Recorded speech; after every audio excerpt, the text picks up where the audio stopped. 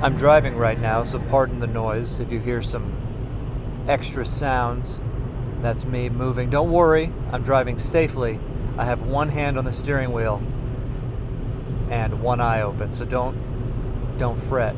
We have a lot bigger things to worry about these days. As I said in the last video, it was about 10 to 14 days and we got something else.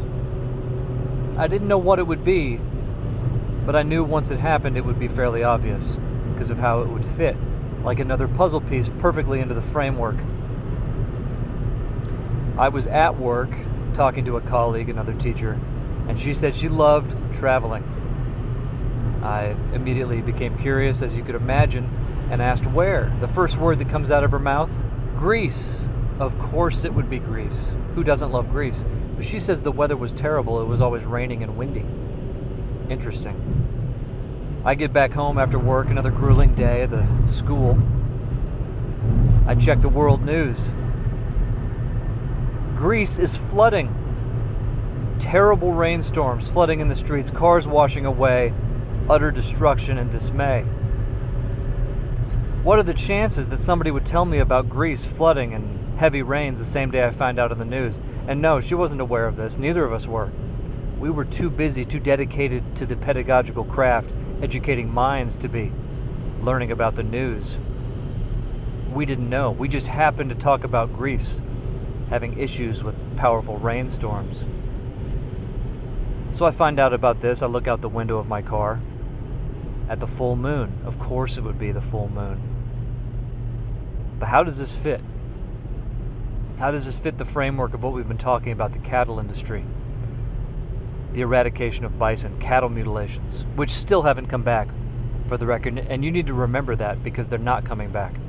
That is a 50 to 60 year process that has ceased, stopped on a dime, basically to the day I solved it. It's one of the most shocking things that's ever happened, if it continues, and it will.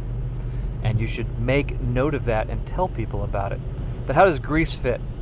Greece is the origin story for the replacement of animism and natural belief systems that held reverence toward nature. The ones that had respect and reciprocity, that saw spirit and the divine in nature itself. That came to an end in ancient Greece. The beginnings of that philosophical stoppage were created by Socrates, Plato, and Aristotle, who created the hierarchy, removed God from nature, put God outside of nature, put humans above the animals. And this logical framework eventually precipitated dominion theology in Genesis 1:28, where the world becomes something to be exploited and dominated, not something to be lived with, respected, and revered, because there's no divine in it. It's a divine gift, a Christmas gift, or a dog treat to be chewed up and spit out. And that's exactly how dominion theology has operated. Look at the effects of manifest destiny. Look at the eradication of species, the ecological genocide. This is the logical result of this belief system. People don't behave like this naturally. If they think the divine supports it, they absolutely will. They'll crush nature. They see it as a gift. They see it as something that they have had bestowed upon them, not something that they are in cooperation with, not something that they are potentially beneath, but something they are above. And that's where the wrath comes in, because that signal is wrong.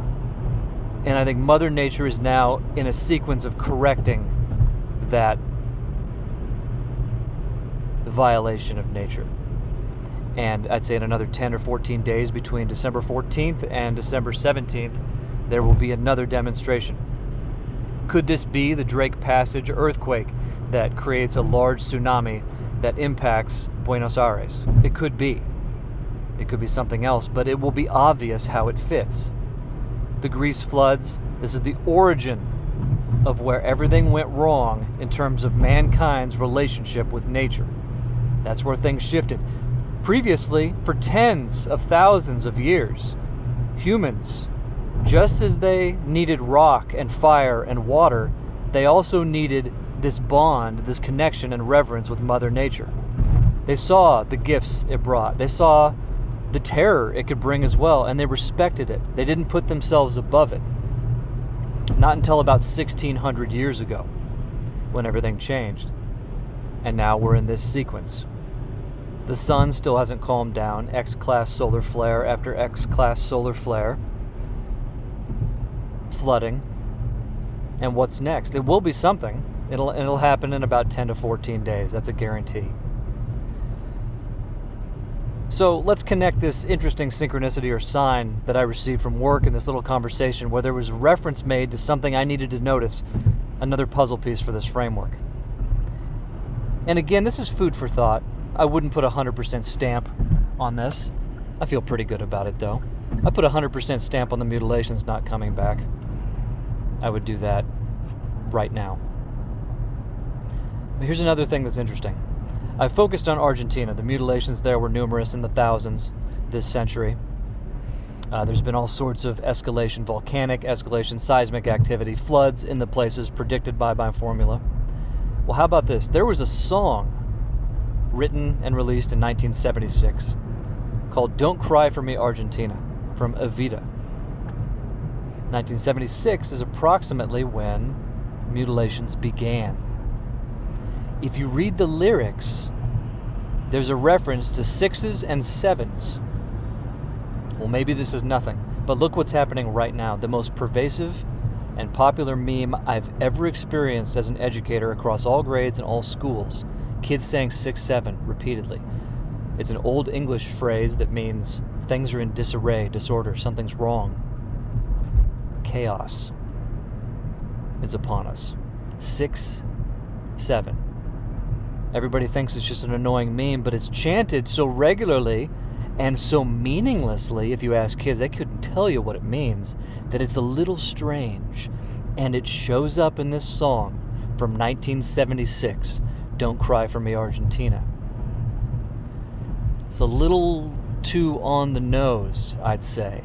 The first year mutilations start in an area that had thousands of mutilations, in an area with extreme weather volatility and a history of colonialism. It's a little too much to ignore. 6s and 7s in that song. So what's next? I guarantee it'll be something. And it's probably not going to be pleasant. Mid-December, look for it.